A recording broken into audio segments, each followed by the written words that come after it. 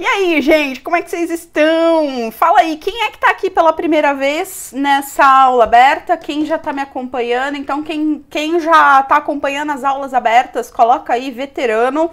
E quem tá aqui pela primeira vez, a primeira vez que tá participando da aula aberta, coloca aí primeira vez. Calouro, coloca calouro. Bora começar a trabalhar. Hoje o tema dessa aula aberta vai ser sobre como usar o coaching para idiomas para potencializar os estudos do inglês, para destravar a fluência para as pessoas que estão com o inglês travado e várias outras coisas. A nossa aula de hoje vai ser recheada de conceitos, então como eu sempre trago aqui na aula prática, teoria e prática, hoje ela vai ser uma aula bem conceitual no começo, para que no final você entenda como você vai colocar isso na prática. Então você vai precisar entender os conceitos primeiro. Vamos falar um pouquinho da conceituação, tá? Vamos direto ao ponto. E se você tiver papel e caneta, se você tiver como anotar em bloco de notas, qualquer coisa assim, vai ser bem legal. Porque a gente vai contextualizar algumas coisas e no final a gente vai amarrar todas as ideias, ok? Primeira coisa, aprender um idioma, a gente está falando aqui sobre destravar o inglês usando uma metodologia do coaching para idiomas. A gente precisa entender que aprender um idioma não está só relacionado ao material que a gente usa, ao método que a gente usa, mas como tudo isso acontece dentro da nossa mente. A prova disso é que, por mais que algumas pessoas saibam que é importante estudar inglês, algumas pessoas estão deixando escapar oportunidades profissionais melhores para suas carreiras e quando eu deixo uma oportunidade profissional melhor para minha carreira escapar porque eu não tenho inglês, eu não posso concorrer àquilo ali, a minha vida pessoal tá em jogo, né? As coisas que eu consigo, que eu deixo de fazer por conta de repente um salário melhor. Então uma coisa tá ligada à outra.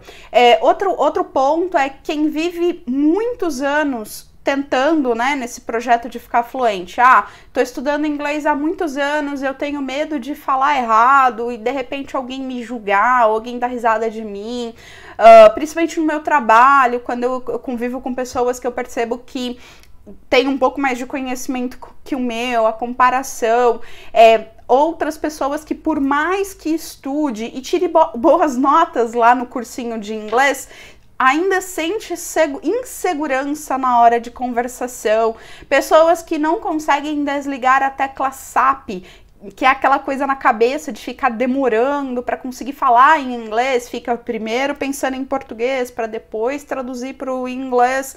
Outras pessoas não têm disciplina para manter focado nos estudos e aí acaba priorizando outras coisas. Algumas pessoas têm um pouco mais de problema na questão da evolução, conforme tá lá estudando, se esforçando e tudo mais, quando não percebe a evolução, aquilo vai derrubando, a motivação dela vai derrubando, a motivação dela até que em uma hora ou outra ela para de estudar, depois ela volta a estudar, para de estudar, volta a estudar, né? É o efeito sanfona do inglês. E tudo isso que eu acabei de falar não tem a ver com o material que você está estudando, não tem a ver com não tem só a ver com o material que você está estudando, não tem a ver só com o método que você está estudando, mas também com a tua mente, que é aonde tudo isso acontece. Essa é a primeira coisa que a gente tem que entender, que o processo de aquisição de fluência em um idioma, aqui no caso a gente está falando especificamente do inglês, não está relacionado só ao material ou ao método, mas também ao processo mental onde isso tudo acontece.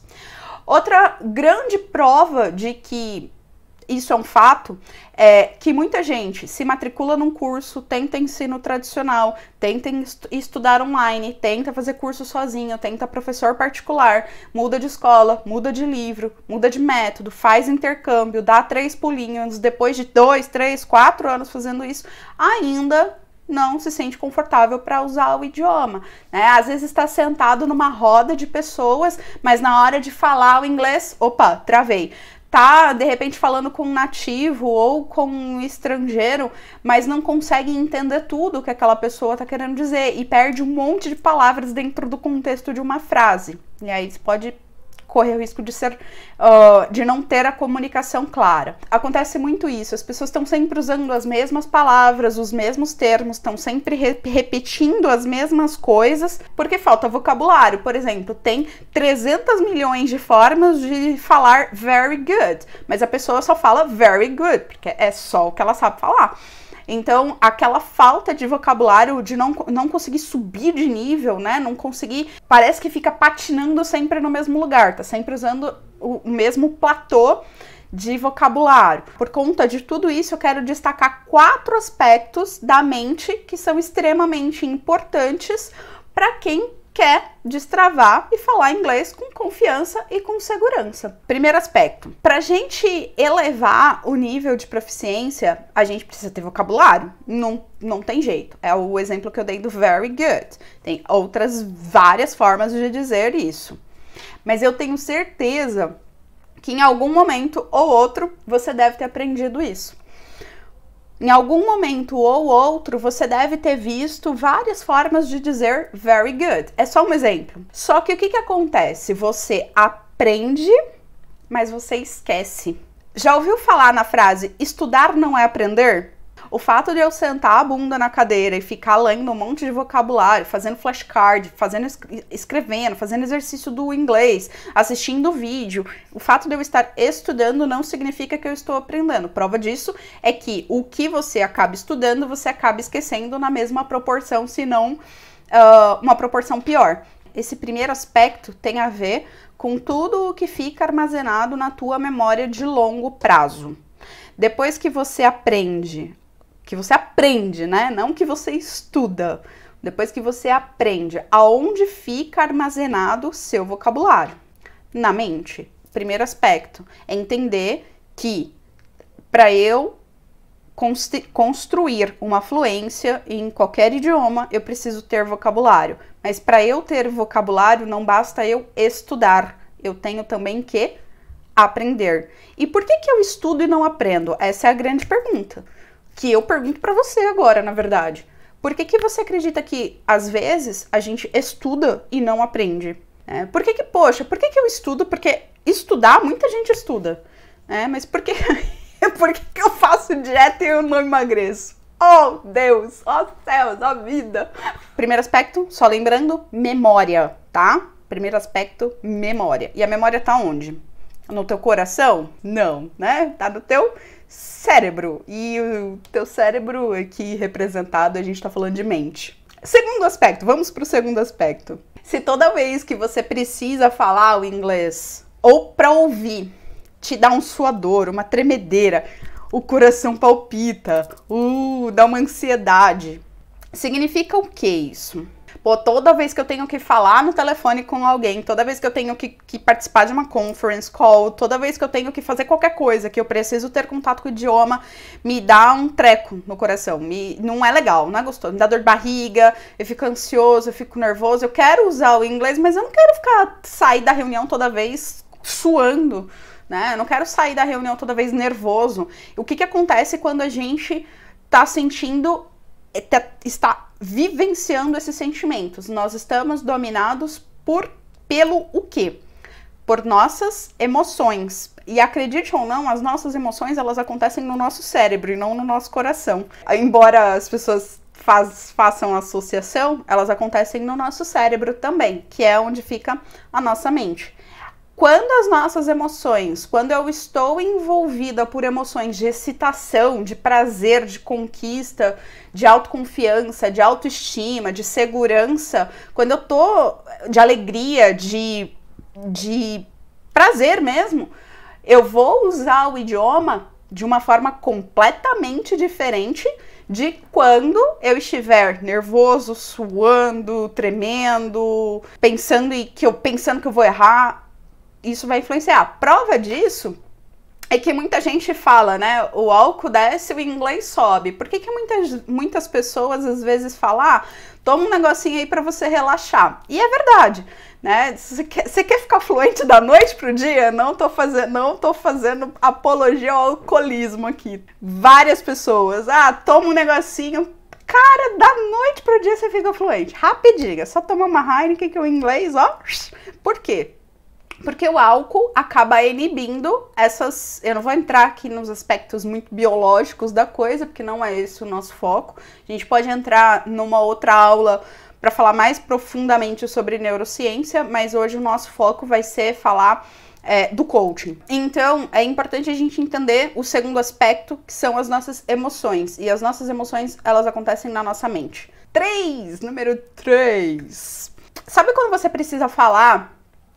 Por exemplo, agora, às vezes eu tô aqui conversando com você e eu preciso pensar, eu tenho um tópico, né? Essa aula ela é scriptada, ela tem um tópico e baseado no tópico eu vou trabalhando. Algumas coisas eu desenvolvo aqui na hora, eu trago aqui na hora para você.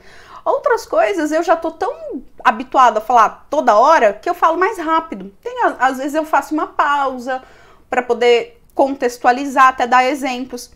Isso acontece também no inglês. Só que o problema é que no inglês acontece de uma forma mais lenta ainda. Porque além de você ter esse processo de pensar mesmo no que você vai falar, que aliás algumas pessoas deveriam pensar mais e falar menos, né? Tem pessoas que têm a boca aberta demais, devia pensar para falar, mas tudo bem. Fecha parênteses. Quando a gente tá falando, a gente está processando o que a gente está pensando e tudo mais, isso acontece mesmo. Claro que na nossa língua mãe isso vai acontecer de uma forma muito mais rápida. No inglês, isso vai ter um atraso muito maior, porque muitas vezes vai faltar o quê? Ou vai faltar vocabulário, ou vai faltar aquela mania de traduzir do português para o inglês. Então imagina você tendo que processar as coisas no português para depois processar no inglês.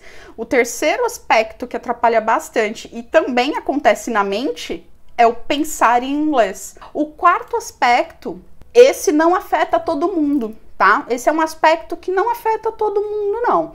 Mas afeta grande parte das pessoas, especialmente no sistema educacional que a gente tem no Brasil, mas tudo bem. O quarto aspecto, ele tá muito relacionado às pessoas que começam a estudar super animado, tá empolgado, mas o tempo vai passando, a pessoa não percebe que tá evoluindo como ela gostaria ou como ela precisaria, né? Porque expectativa versus realidade. Cai a motivação e a pessoa acaba não mantendo uma rotina de estudos. Cara, é a verdadeira história da academia na segunda-feira. Dia de pico na academia é segunda-feira, incrível. Eu nunca vi. Tem gente saindo pelo ladrão, assim, na segunda-feira. Chega na terça, mais ou menos. Na quarta, vixe. A quarta academia parece um cemitério. Então, esse processo acontece também com o inglês. E isso tá relacionado ao quê? Aliás, ainda fazendo uma analogia, vou fazer bastante analogia com a academia hoje. Por que algumas pessoas vão à academia até de domingo? Tem gente que é carteirinha de academia. A pessoa tá lá, bate cartão na academia de domingo, vai todo dia, porque ela já criou o quê? Exercício físico vicia. Algumas coisas, depois que você cria o hábito, você não pensa para fazer, você simplesmente faz. O problema no inglês, que você vai precisar ter contato com ele todos os dias, e contato todos os dias não significa que você tem que estudar todos os dias. Você precisa ter contato todos os dias, eu vou falar mais disso de que forma.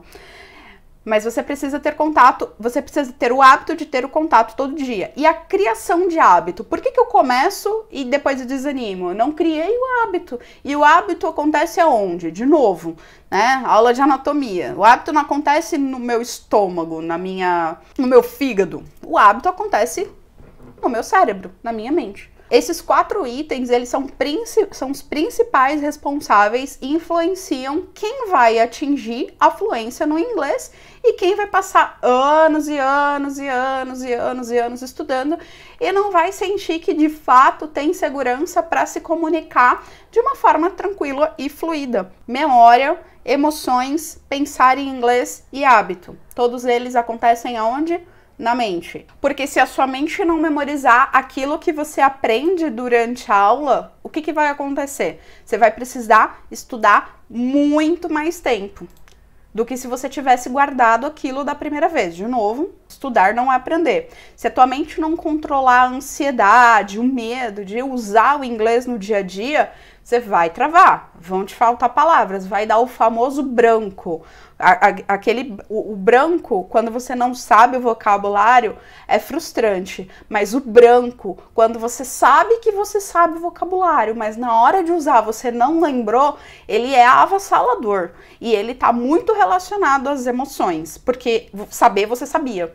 Tava lá. Pior, você assiste um filme e você entende, mas na hora de falar você não consegue. Ou seja, o inglês tá aí na tua cabeça em algum lugar, porque se não tivesse, você não teria assistido ou ouvido ou lido e não teria entendido, tá? Então assim, vamos separar as coisas e vamos entender que na mente é onde tudo acontece.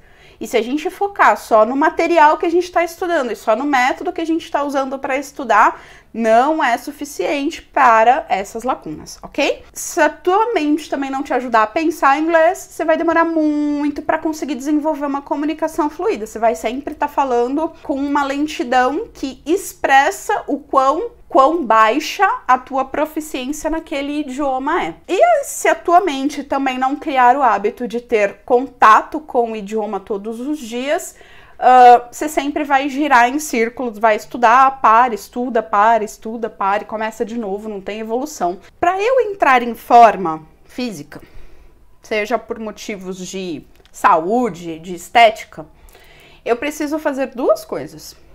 Eu preciso me alimentar bem, de forma saudável, equilibrada, e eu preciso me exercitar. Para eu me alimentar bem, eu posso digitar lá no Google dietas para emagrecer em 21 dias, começar a minha dieta por conta, imprimir uma dieta maluca lá, ou não que seja maluca, mas pegar um passo a passo lá, no dia 1 faça isso, dia 2 faça aquilo, quem nunca fez. Ou eu posso ir a um nutricionista, fazer exames, ter uma indicação de uma dieta específica para a minha situação, e principalmente baseada nos resultados dos meus exames, e ter um acompanhamento disso. Ainda assim, eu posso ir no melhor nutricionista da cidade, no mais caro, fazer todos os exames, pegar uma dieta que eu mesma concordei com um nutricionista que seria adequada para os meus desejos. Posso ir no mercado, fazer a lista de compras, encher a minha despensa de coisas saudáveis, estar toda empolgada. Ainda assim, quem tem que seguir a dieta sou eu. O nutricionista, por melhor que ele seja, ele não vai fazer a dieta por mim, eu tenho que fazer. Porque, às vezes, eu, apesar de fazer tudo isso, posso comer bola no meio do caminho. Apesar de todo o esforço envolvido de contratar um profissional, fazer dieta, fazer tudo, ter todas as informações que eu preciso, eu ainda posso comer bola. E pisar na jaca, né? Pisar na jaca é um termo faz mais sentido pro exemplo. Porque eu deixo a minha mente emocional dominar a minha mente racional. A minha mente racional sabe que eu preciso comer bem, mas a minha mente emocional, ela não quer comer bem, ela quer comer gostoso.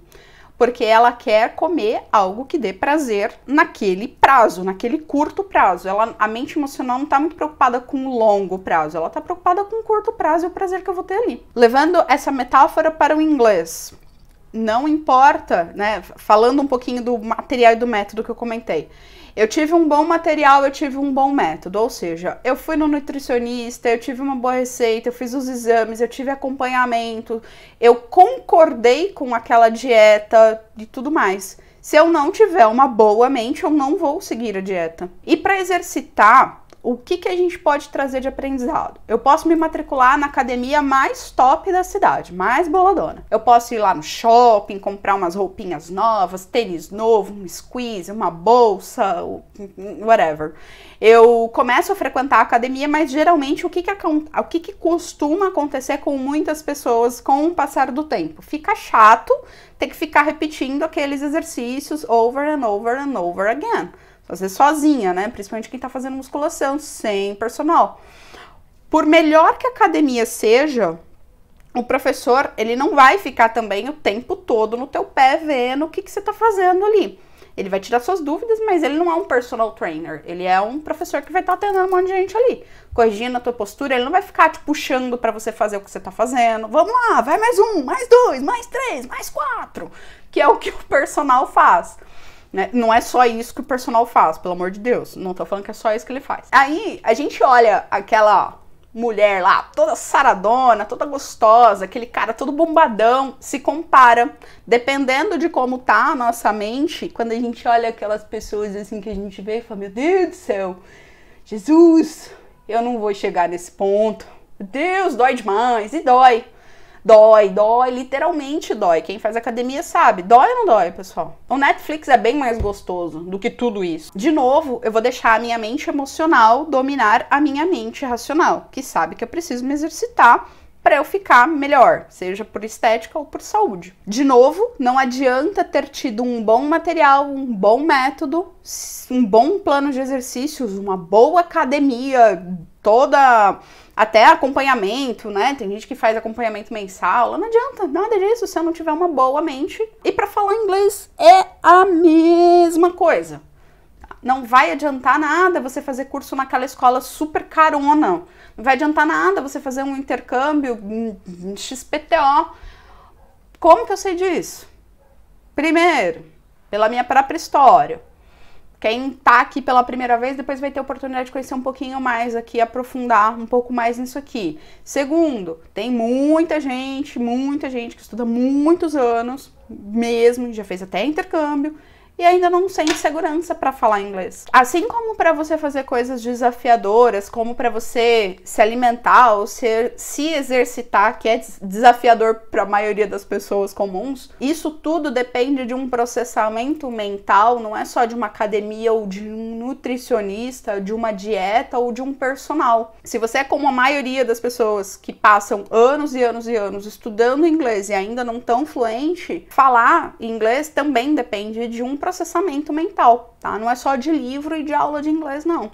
Aí você pode dizer assim, tá, Vera, entendi. Como é que eu faço, então, eu já tenho um bom material, eu já tenho um bom método, como é que eu faço para trabalhar, então, nas questões da mente? Tanto na parte de hábito, quanto de pensar em inglês, quanto da parte de emoções, da minha insegurança, como é que eu faço isso? Bom, vamos lá. Para transpor esses desafios, eu conheço e uso 3 ferramentas que são muito eficientes. A programação neurolinguística, a neurociência aplicada à aprendizagem e o coaching para idiomas. O nosso foco desta live de hoje é falar do coaching para idiomas. Em outras lives eu falo das outras coisas, especificamente cada um voltado para o inglês. Mas falando especificamente do coaching, ela é uma metodologia. O coaching nada mais é do que uma metodologia, que é usado para quê? Para a pessoa superar obstáculos enquanto está buscando um objetivo. Qual que pode ser o objetivo da pessoa? Ela pode usar o coaching para atingir que tipos de objetivos? Quaisquer um. Por exemplo, eu quero emagrecer, estou com um desafio para emagrecer. Então, eu posso ter um processo, usar a metodologia do coaching para emagrecer. Eu preciso crescer na minha carreira. Eu uso a metodologia do coaching com este objetivo de crescer na minha carreira. Liberar as minhas dificuldades para eu conseguir atingir o meu objetivo de falar inglês. Eu posso usar a metodologia do coaching também. Ou seja, aqui a gente está focando no coaching para idiomas, onde o objetivo principal é a fluência no idioma X. E aí, no caso aqui, eu estou focando em inglês, mas pode ser usado para qualquer idioma. Um exemplo, voltando para a metáfora, você pode conseguir um corpo saudável e bonito? Você pode conseguir atingir os teus objetivos de saúde na tua academia sozinho, sem um personal trainer? Sim, é perfeitamente possível, né? Não é todo mundo que faz academia que tem um personal trainer, mas por que cada vez mais e mais pessoas estão contratando? Eu não sei como é que tá em São Paulo. Eu não moro mais em São Paulo, tem... aliás, eu queria até o pessoal que faz academia aí que me falasse. Eu não moro mais em São Paulo tem 2 anos. E eu não sei como é que tá, mas eu percebi isso aqui agora, eu moro no Espírito Santo. Cara, é incrível. A quantidade de... Às vezes tem mais personal na academia do que gente malhando. Tem muita... Qualquer academia, eu já malhei nesses 2 anos que eu tô aqui, eu já tô na 3ª academia. Eu gosto de mudar porque eu enjoo e aí eu gosto de mudar. Tô na 3ª academia, todas elas. Um monte de personal.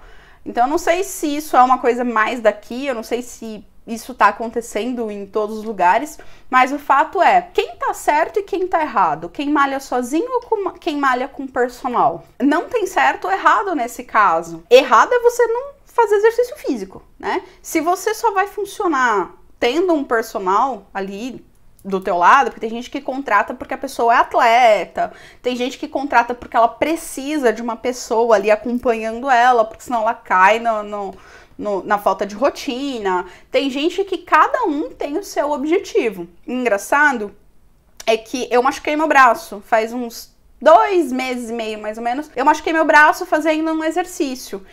Eu certamente fiz um exercício errado. Eu certamente, eu tava fazendo, acho que tava fazendo supino, eu não lembro. Mas eu machuquei meu braço, inclusive estou fazendo fisioterapia na data que esta live está sendo gravada. E certamente eu não teria feito, eu acho que eu não teria me machucado se eu tivesse personal ali me olhando, entendeu? Mas tudo bem, não tem certo ou errado. Para o inglês é a mesma coisa. Errado é você ficar insistindo no erro. Errado é você saber que, de repente, as tuas emoções estão te atrapalhando na segurança para falar inglês, a tua falta de hábito tá te atrapalhando, a tua dificuldade para pensar em inglês tá te atrapalhando, a forma que você tá estudando, a tua memória, lembra dos 4? Memória, aprender a pensar em inglês, emoções e hábito. Se você tem algum desses 4 pontos que você acredita que estão atrapalhando, errado é continuar sabendo que tem esses 4 pontos e não fazer nada. Então, não tem certo ou errado. Errado é conhecer uma dificuldade, um desafio e não agir com relação a ele. Mas não é porque a gente não tem o personal que a gente não vai malhar, não é verdade? Se a gente for esperar o momento ideal para fazer as coisas, não vai rolar, tá? Uma outra coisa importante também tá relacionado com os M's, né? Material, método e mente. Tem gente que paga academia, vira sócio da academia, né? Não no sentido bom da coisa, mas no sentido mal da coisa, né? Paga academia e não vai. Faz aqueles planos semestrais, anuais, paga um monte de mensalidade e não vai. Se a gente falar do inglês, tá, Vânia, eu pago meu curso, mas eu tô fazendo as aulas, tá, mas tá fazendo de maneira eficiente? Também para trabalhar naqueles 4 aspectos da mente, tá? Porque, de novo, não vai adiantar nada se você fizer um ótimo material, com um ótimo método e não trabalhar o que tá envolvido por trás daqueles desafios que eu expliquei, tá? O maior erro das pessoas nesse ponto é achar que a força de vontade vai ajudar a resolver. Por exemplo, a pessoa tem medo de falar, ela tem preguiça de estudar ou ela esquece tudo que ela aprende. Não adianta nada eu virar para uma pessoa que tem medo de falar, vai lá, fala, não fica com medo não. Se fosse simples assim, você acha que alguém teria medo de falar inglês? Não é incentivo que vai fazer a pessoa perder o medo de falar ou a insegurança. Quando eu falo medo, entendo a insegurança também, porque tem algumas pessoas que falam mesmo errado, mas tem muita insegurança para falar. Quem começa a fazer inglês e para no meio do caminho, não cria a rotina, porque também não adianta. De novo, vou repetir aquela frase. Estudar não é aprender. São coisas totalmente distintas, né? Então, quando eu falo de preguiça de estudar, eu não tô nem falando de estudar, eu tô falando de aprender mesmo. Não adianta nada eu virar pra pessoa e falar assim, vai lá, não seja preguiçoso, estude. A pessoa chega em casa só o pó da rabiola, trabalhou o dia inteiro, a última coisa que ela quer saber da vida é estudar inglês, ela tá cansada, não adianta só uma mensagem motivacional, tá? Então não é, a questão toda não é força de vontade. Ah, eu tenho força de vontade, vai começar 2020, ficar todo mundo louco, alucinado em fazer matrícula em curso de inglês na academia.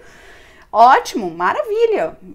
Se força de vontade fosse o suficiente, as pessoas estavam com a sua saúde tudo ok, tava todo mundo fluente, tava todo mundo com tudo resolvido. É isso que a gente tem que entender se a gente não trabalhar nos aspectos mentais que estão atrás por conta de tudo isso. E tem também, além dos aspectos mentais, vamos supor, né? A pessoa tá estudando, mas ela tá... Sabe quando você quer abraçar o mundo? Essa é a melhor definição. Sabe quando você quer abraçar o mundo? Você começa a estudar, e você estuda 1, 2 horas por dia, você começa aquela loucura.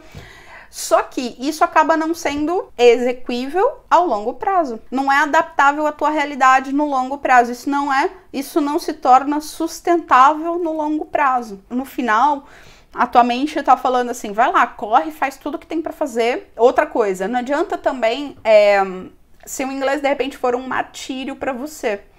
Não adianta a gente falar, não, vai lá, larga de ser preguiçoso, desliga a televisão, menino. Se o inglês for um martírio para você, qualquer outra coisa vai virar prioridade. Por isso que se a gente não trabalha nesses pontos da mente, não resolve.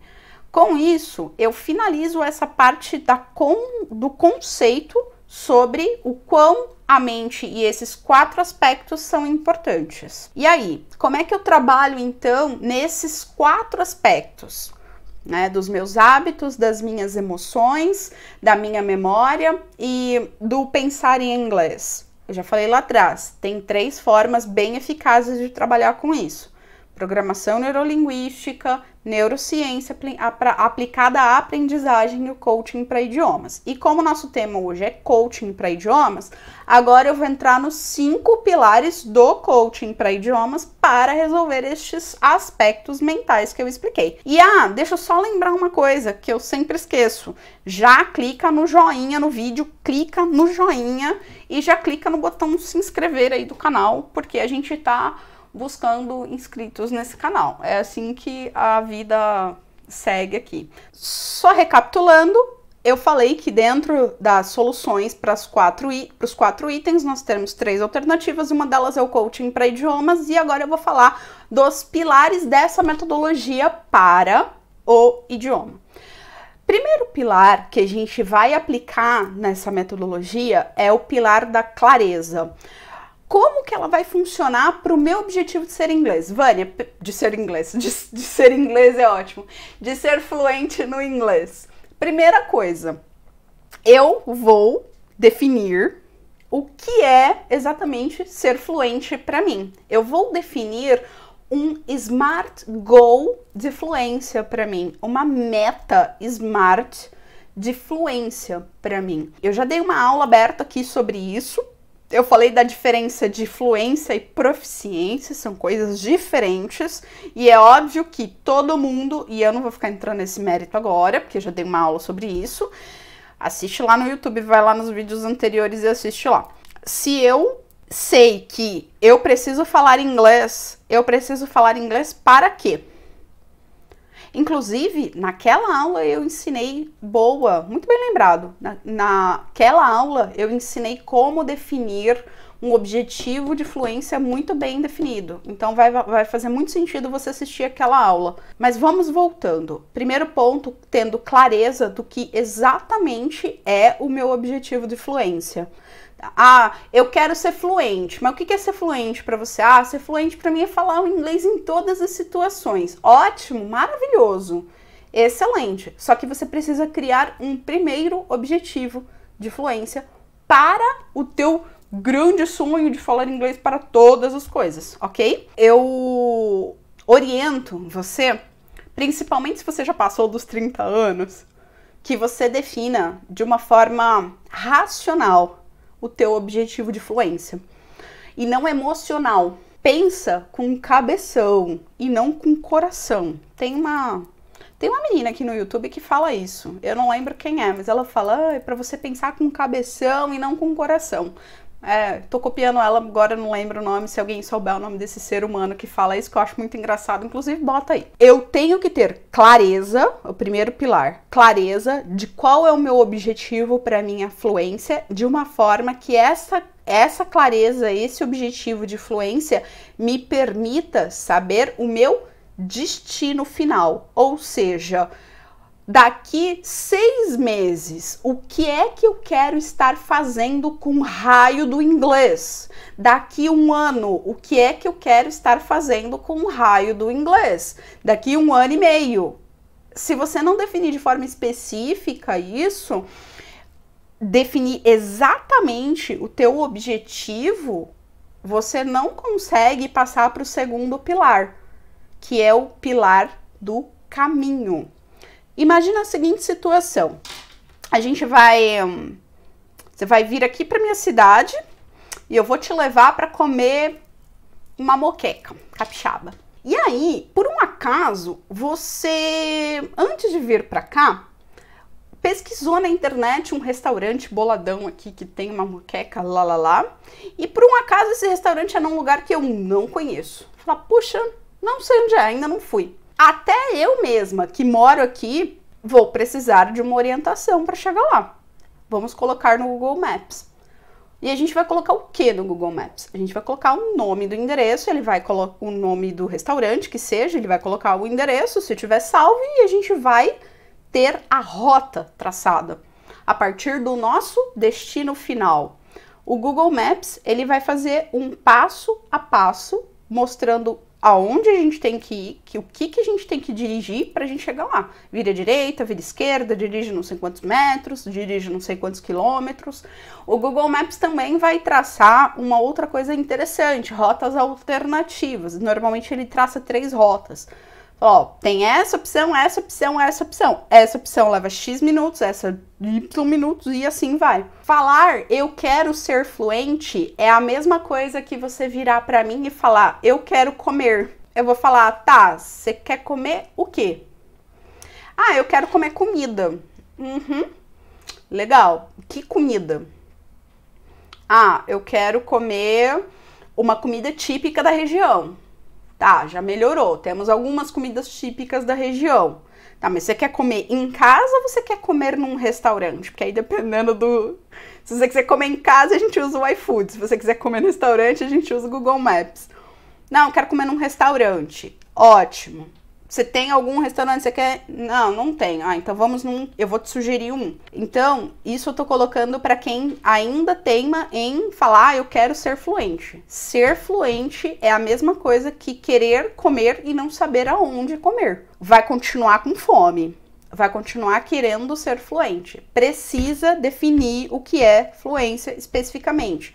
E, para isso, assista a aula... Deixa eu ver aqui. Já vou até falar que número que é essa aula. 003. Então, quem tá com esse problema de definir o que é fluência, precisa assistir a aula 003, tá bom? Clareza, eu sei exatamente o que é ser fluente para mim, o que eu quero fazer com a minha fluência e qual é a minha SMART goal de fluência. Caminho, eu sei exatamente o caminho que eu tenho que percorrer para chegar no meu destino final.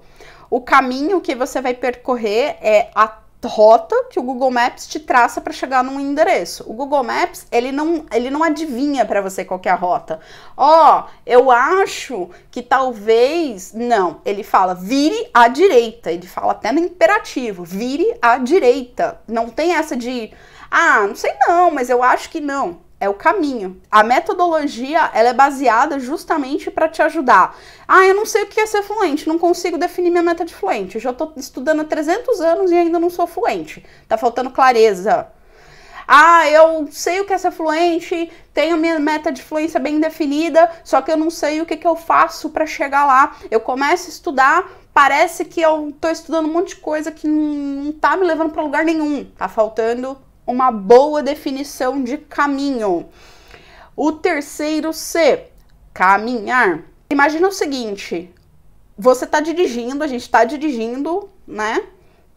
Eu tô lá sentada no banco do passageiro, você tá dirigindo, e aí a gente tá seguindo a reta, seguindo. Vira direita, a gente vira esquerda, a gente vira, e aí quando chega num determinado ponto, o que acontece? Shit happens. É, porque shit happens na vida de todo mundo. A não ser que não aconteça na tua. A minha aqui acontece, não sei aí, mas aqui shit happens all the time, tá? Dá ruim, também conhecido no português como dá ruim. O que acontece? A gente tem que entender que no meio do caminho... vai até virar poesia. No meio do caminho havia uma pedra no meio do caminho. A gente tá, por mais que a gente tenha um caminho muito bem definido para chegar no nosso destino final, alguma coisa no meio deste caminho pode acontecer que me tire do meu caminhar. Enquanto eu estou caminhando, algo pode acontecer que atrapalhe o meu planejamento.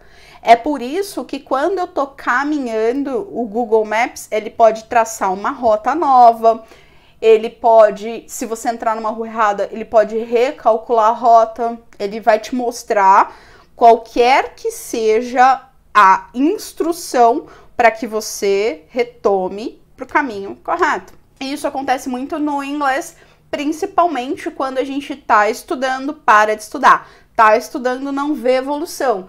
Tá aprendendo, tá estudando, mas não tá aprendendo. É porque o teu caminhar, tem várias coisas que estão acontecendo no teu caminhar que estão equivocadas ou que não foram planejadas no caminho e apareceram no meio do caminhar e precisam ser planejadas novamente. Ele se retroalimenta. Enquanto eu caminho, eu tenho que ir corrigindo o meu caminho. O processo é retroalimentado por isso. Dentro do caminhar no coaching para idiomas, é principalmente você estar estudando, vírgula, aprendendo e usando o idioma. Porque aí, de novo, estudar não é aprender e aprender não é usar.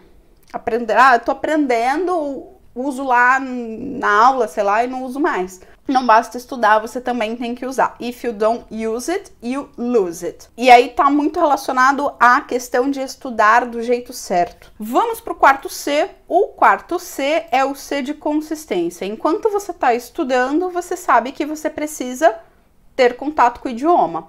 Imagina o seguinte, você tá sentado, tá dirigindo, e de repente, de uma hora para outra, você decide ou escolhe tirar o pé do acelerador.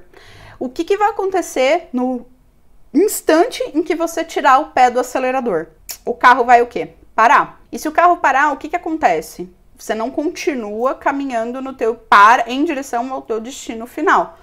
Uma outra coisa que acontece também é que muitas vezes eu posso estar tô estudando, tô lá, tô empolgadão e não sei o que, tô andando a 100 km por hora. Uhul, lá, lá, lá, pá. Daqui a pouco acontece alguma coisa, você tá, por exemplo, olha, essa metáfora para quem mora em São Paulo vai ser ótima. Para quem não mora em São Paulo, desculpa, mas eu não conheço todos os lugares do Brasil. Você tá na rodovia dos Bandeirantes, andando a 120 por hora. Andando assim, tá acelerando, você tá estudando e tá super legal, tá? Cara, tô engajado, tô empolgado, tô tendo contato com o idioma todo dia, tá uma beleza, tá 120 por hora. De repente você sai da Avenida dos Bandeirantes e cai na Marginal Tietê. O que vai acontecer com a tua velocidade, meu querido? Se você não quiser levar uma multa, você vai ter que reduzir. Algumas vezes você vai estar fazendo todo empolgado, vai estar com consistência, vai estar funcionando legal. E é óbvio que quando a gente cai na Marginal Tietê, a gente não quer reduzir de 120 para 90, né? A gente não quer reduzir. A gente que gostaria de continuar dirigindo a 120. Só que o fato é que não tem como. Então, o C de consistência, e não adianta, você não vai fazer birra no carro. Eu queria. O C de consistência, ele tá relacionado a duas coisas. A número 1, você não tirar o pé do acelerador. Whatever it takes, não importa o que aconteça, você não tirar o pé do acelerador. Número 2, você entender que vai ter momentos que você vai querer dirigir a 120 e não vai poder. Vai ter momentos que você vai poder andar a 120 e não vai querer, e tá tudo bem. E aí, o que você vai ter que ter trabalhado bem na questão da mente, a questão do hábito, é não desanimar por conta da velocidade que você está andando. Porque mais importante do que a velocidade que você está dirigindo é a direção que você está dirigindo. Exemplo, tô lá estudando, todo empolgado, aparece um projeto, vou ter que fazer uma viagem, ficar 15 dias fora da minha cidade, e isso vai comprometer a minha rotina, o meu hábito de ter contato com o idioma todos os dias, a minha rotina caiu. Aí, depois dos 15 dias, o que eu tenho que fazer? Eu tenho que retomar os 100 km por hora que eu estava. E o ponto é exatamente esse. Essa retomada, para muitas pessoas, ou não acontece, ou acontece de uma forma frustrante.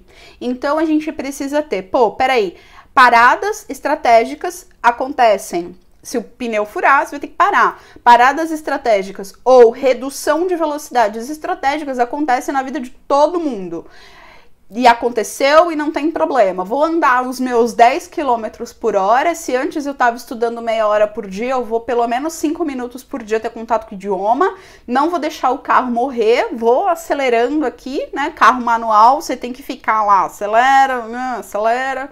Tira o pé, põe o pé, controla. Você vai controlando aquilo ali andando na primeira marcha, mas você não deixa o carro morrer. A consistência, ela tá muito relacionada a isso. Por quê? Se você acha que você vai ter fluência sem ter consistência com o idioma, tendo contato com o idioma dia sim, dia não, dia sim, dia não, eu trago más notícias. Contato com o idioma tem que ser todo dia. Tem que ser todo dia. Um outro ponto é que não é só contato com o idioma.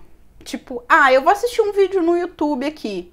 Não perde 10 minutos da sua vida assistindo um vídeo no YouTube que não vai ajudar você nesses 5 Cs. São 5, eu vou explicar o último agora. Não perca 5 minutos da sua vida fazendo nada pro inglês que não esteja relacionado a esses 5 Cs que eu tô explicando agora. Porque se qualquer coisa que você estiver fazendo, por exemplo, agora, você tá aqui comigo, tá assistindo essa live, a gente tá construindo essa metodologia para você trabalhar em cima dela. Assistir vídeo de youtuber engraçadinho fazendo palhaçada em inglês, fazendo, deixa eu ver como é que é o inglês de fulano de tal, como é que é o inglês de fulano de tal. Desculpa, você tá perdendo o teu tempo. Tem muita coisa que a gente faz que a gente tá se enganando, perdendo tempo. Então, todas as vezes que você estiver tendo contato com o idioma, pensa nos 5 Cs. E para eu ter consistência, eu preciso do 5º C. A consistência, ela tá intimamente, um retroalimenta o outro. Ela tá intimamente ligada ao 5º C. Para eu me manter fazendo uma dieta por longo tempo, eu preciso ter o quê? Para eu me manter comendo alface every fucking day por muito tempo, eu preciso sentar na balança, não. Eu preciso subir na balança e perceber que eu estou tendo o quê? Resultado, evolução. Eu estou tendo o C da conquista. Se eu percebo que eu tô fazendo, eu sei onde eu quero chegar, eu sei o caminho para eu chegar onde eu quero chegar, eu estou caminhando, ou seja, eu estou estudando, eu estou fazendo isso com consistência, só que se eu não tenho conquistas, tudo isso aqui, sabe dominó? Quando você faz aquele brinquedinho do dominó, coloca um monte de dominó assim, depois você empurra, é exatamente isso. Sem a conquista, você não consegue manter a consistência e todo o resto vai por água abaixo. E como que é essa conquista? Para o inglês especificamente, são metas de fluência de curto prazo. Porque você precisa estudar e precisa perceber que você está evoluindo. E não é alguém te dizer, falar, fulano, teu inglês tá bom. Ou uma provinha que você faz, ou o Duolingo que você fica lá brincando e o Duolingo fala, parabéns, parabéns, você conseguiu não sei o que. Não é isso. Isso não é conquista. As microconquistas, elas estão relacionadas ao que você definiu no C de clareza. Eu vou dar um exemplo bem meu, assim. A minha meta SMART de fluência, ela foi muito bem definida quando eu estava trabalhando num projeto no Citibank, onde eu precisava tocar, comecei a precisar tocar as reuniões com equipes de outros países. E cada reunião que eu precisava entrar era um martírio, porque apesar do meu inglês ser intermediário, eu tinha muita ansiedade, tinha muita coisa que sumia da minha cabeça, tinha problema de saber uma coisa, mas na hora de precisar não lembrar, enfim. Essa história é longa, vou resumir. O fato é que no momento que eu defini a minha meta SMART, especificamente, cara, a minha meta de fluência, agora, para o que eu preciso para a minha vida agora. Não é a minha meta de, ai, eu quero sonhar e casar com um lord inglês. E não, minha meta para agora. Minha meta para agora é o seguinte, cara, eu preciso pegar essa jossa desse telefone, abrir essa reunião aqui, eu era gerente de projetos na época, abrir essa reunião, chamar o povo que vai participar dessa reunião como host da reunião, né?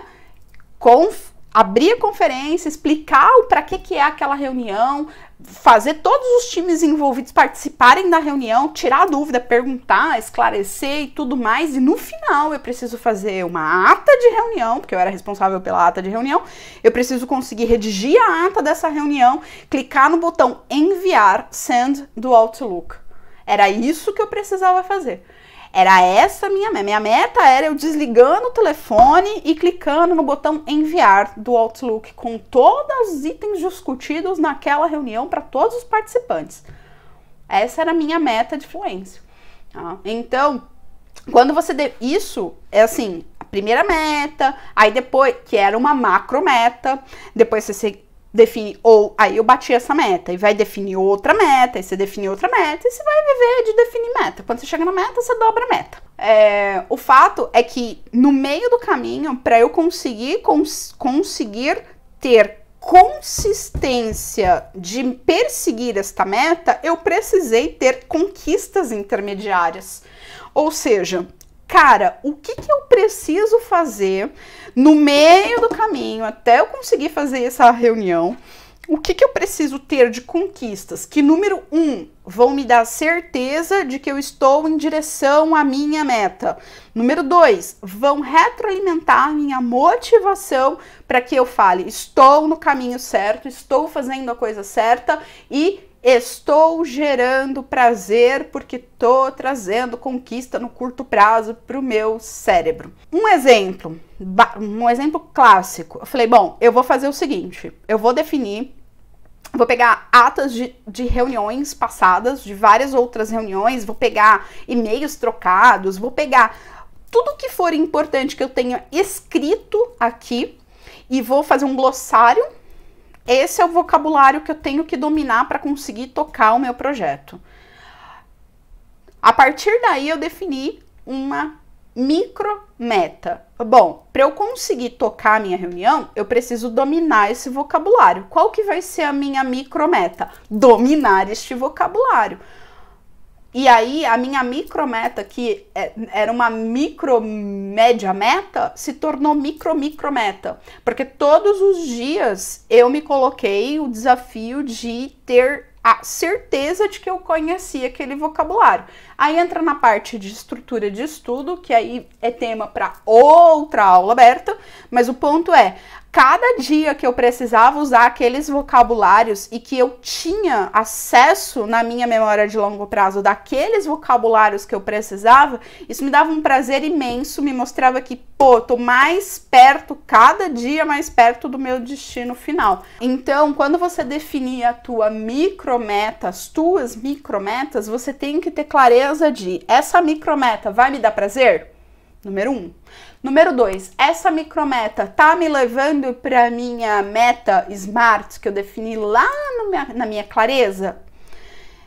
Exemplo, eu tô estudando inglês, aí todo dia eu assisto um filme no Netflix. Ótimo, não tem problema. Tô ouvindo música todo dia. Não tem problema nenhum para você fazer isso também. Você só tem que ter clareza de isso tá te trazendo o quanto de resultado para o que você realmente precisa, né? Por exemplo, eu gosto muito de exemplificar com a lei de Pareto. 20% dos nossos esforços produzem 80% dos nossos resultados. Isso que eu tô fazendo, esse filme do Netflix que eu tô assistindo aqui, tá trazendo quanto de resultado para minha meta? De conseguir tocar a minha reunião em inglês com o time do meu projeto. Quanto desse vocabulário que eu aprendi nesse filme tá me ajudando a me levar para minha meta? Tá? Então, no C de as tuas conquistas precisam ser definidas por você mesmo. Não é ninguém que vai definir para você as tuas microconquistas, é você que vai definir para você mesmo quais são as suas microconquistas, e elas precisam estar relacionadas com o que você quer na tua clareza que foi definido lá atrás. Se você quiser aprofundar mais ainda nesse assunto, para ter um framework de trabalho, para conseguir entender os fundamentos de tudo isso, para conseguir falar inglês com confiança, com segurança, resolver essa parada toda, tem uma mentoria que eu não sei se vocês já assistiram ou não, ela está disponível na internet, que é www.naçãofluente.com/mentoria. É uma aula que eu dou, em que eu aprofundo nesses 3 elementos e dou um framework. Inclusive, no final, tem um mapa da fluência que dá para você baixar. E esse mapa da fluência é como se fosse um roteiro para você seguir, tem até um checklist para você seguir e conseguir ir pegando todos esses desafios e ir eliminando cada um deles dia após dia dentro de uma metodologia, um framework de trabalho, porque fazer as coisas só com achismo não vai dar muito resultado, tá? Vou colocar o link aqui para vocês se cadastrando e a gente vai caminhando para o nosso final.